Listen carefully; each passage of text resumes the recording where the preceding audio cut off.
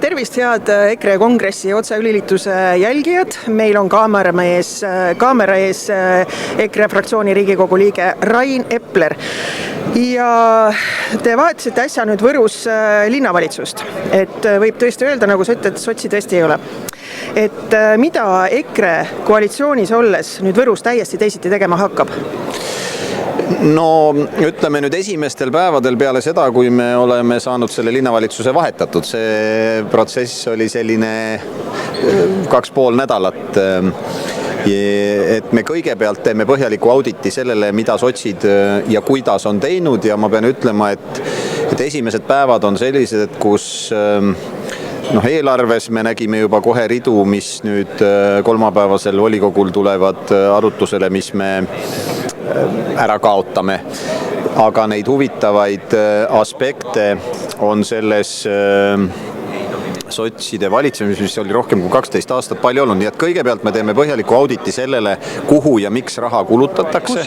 Ja teiseks loomulikult me siis, kuna on tegemist koalitsiooniga, kus täna on 4 osapoolt, ehk et täna on Võrus koalitsioonis kõik peale sotside, et siis peale seda auditit me lepime kokku, et kuidas me edasi läheme. Selliste koalitsioonide puhul alati peab igaüks tagasi andma selles, et kõiki lubadusi ei saa ellu viia, aga tänane see koostöövaim on küll selline, et me kindlasti saame kokku lepitud asjad, mis on linna huvides.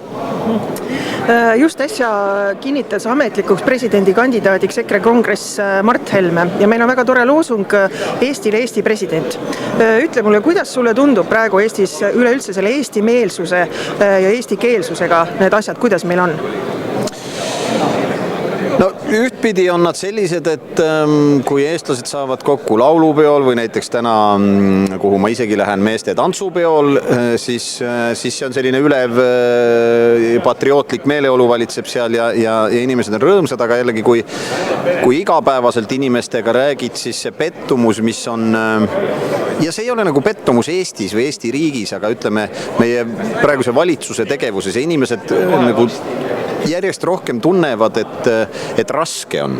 Ja see paratamatult viib inimestele selliste, nagu Martingi kõnes puudutas, loobumismõteteni, kes otsustab mitte lapsi saada, kes vaatab kinnisvara kuskile teisele maale ja nii edasi.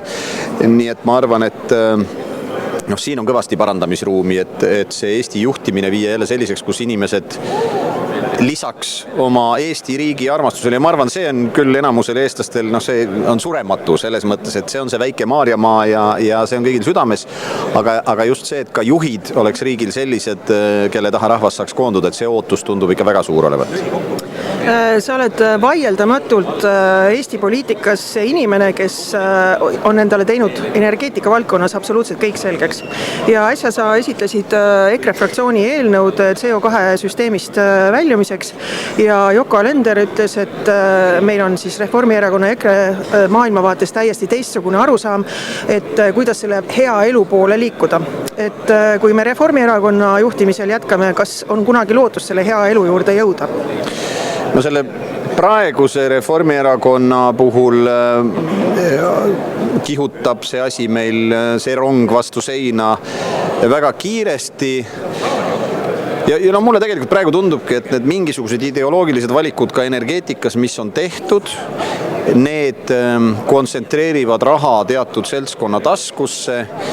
Reformierakond ja ka sotsid neid taskuid esindavad ja ma arvan, et nad on ennast nagu kinni värvinud selles mõttes, et nad ei saagi, isegi kui sa neile arvutustega tõestad, mis töötab ja mis ei tööta, siis nad ei saa enam sealt ära tulla, nii et nii Eestis kui Euroopas laiemalt, kui ma kuulan ka näiteks, mida Ursula von der Leyen räägib, siis tema, kuigi Euroopa energeetika püsib fossiilkütustel, siis Ursula ütleb, et lahendus on nendest loobumisel.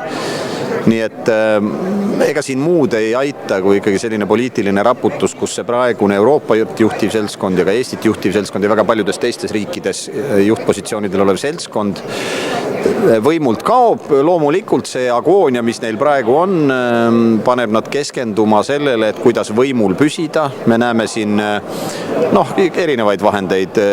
Plakat linnas on Kaitseme vaba ajakirjandust, tegevused on selles suunas, et ajakirjandus räägiks ainult neile kasulikke jutupunkte.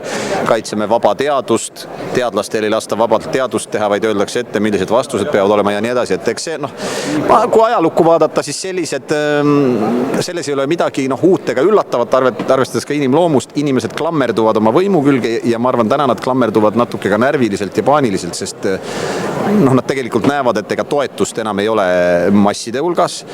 Nad saavad aru, et minek on ees ja eks siis lõpus püütakse meeleheitlikult veel kokku kühveldada nii palju, kui jaksatakse. Aitäh sulle, Rain, selle intervjuu eest ja palju õnne sulle sünnipäevaks veel! Aitäh!